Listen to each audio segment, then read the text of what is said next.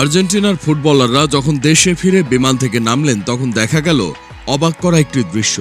Captain Lionel Messi নয়, বরং D মারিয়ার হাতে কোপা আমেরিকার শিরোপা। ট্রফি হাতে বিদায়ী আর্জেন্টাইন তারকা সিক্ত হন নিজ দেশের মানুষদের ভালোবাসায়।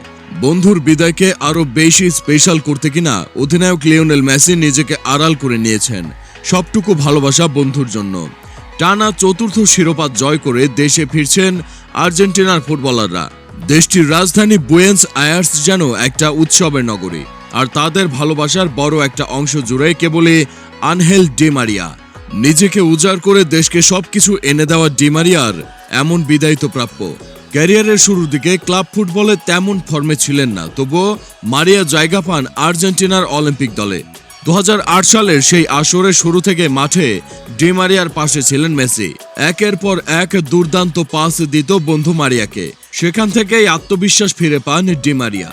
বন্ধুর সেই অবদানের কথা আজও স্বীকার করেন তিনি। সবচেয়ে বড় কথা, মেসিকে একের পর এক ফাইনাল জিতিয়ে সেই ঋণের দারুণ প্রতিদানও দিয়েছেন তিনি। আর্জেন্টিনার জন্য ডি মারিয়া সত্যি এক অনন্য ফুটবলার ছিলেন, যার জন্মই বড় দলের বিপক্ষে বড় ম্যাচে সেরা পারফর্ম করা। তাই তো বিদায় বেলায় এমন বন্ধুর জন্য নিজেকে আড়াল করাও যেন পরম আনন্দের মেসির জন্য। আর আর্জেন্টাইনরাও ভালোবাসা উজাড় করে দিচ্ছেন তাকে। মহানায়কদের বিদায় বুঝি এমন রঙিনই হয়।